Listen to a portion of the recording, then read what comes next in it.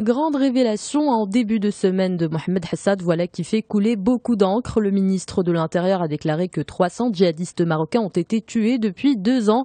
Autre chiffre qui interpelle aujourd'hui le Maroc, 1350 djihadistes marocains ont été recensés depuis les premiers départs en Syrie et en Irak en 2013, année qui a marqué un passage à la vitesse supérieure en matière de lutte antiterroriste. 30 filières ont été démantelées depuis. Toujours selon Mohamed Hassad, la transparence totale sera garantie lors des prochaines élections.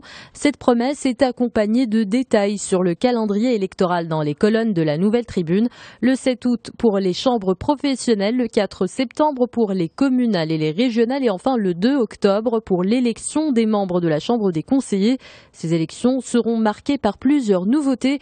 Il y aura un minimum de 30% de femmes au sein des conseils communaux et régionaux contre 2% en 1997. L'économiste s'intéresse au nouveau pari des territoires. C'est aujourd'hui une question prioritaire pour la vision touristique 2020. Pour appliquer ce projet titanesque, il va falloir débloquer 150 milliards de dirhams, affirme le quotidien.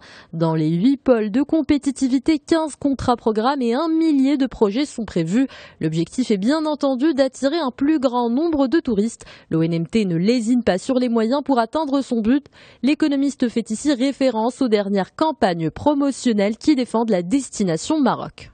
Les étudiants médecins répondent au ministre de la Santé, affirment les Échos. Le département de Hussein Wardi a publié un communiqué pour justifier l'élaboration de l'avant-projet de loi relative au service civil des médecins. L'une des raisons évoquées par le ministre est la difficulté d'accès des citoyens aux soins due à la concentration sur l'axe Rabat-Casablanca. Un argument réfuté par le Conseil des étudiants en médecine.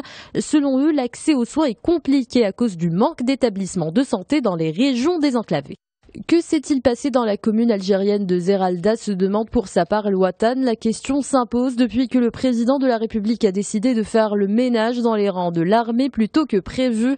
Le quotidien revient sur le limogeage inattendu du chef de la garde républicaine, du responsable de la direction générale de la sécurité et du patron de la direction de la sécurité intérieure.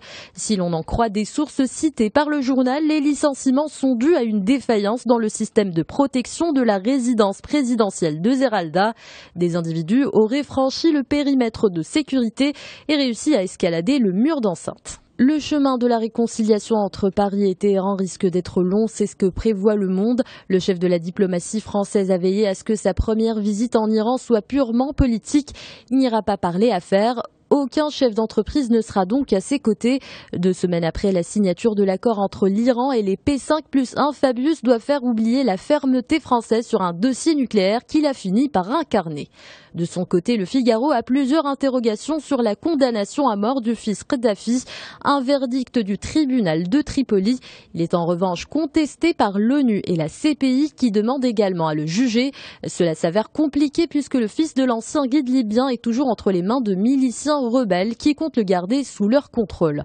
Barack Obama a terminé hier sa tournée africaine, l'occasion pour Courrier International de faire le bilan de ce voyage officiel.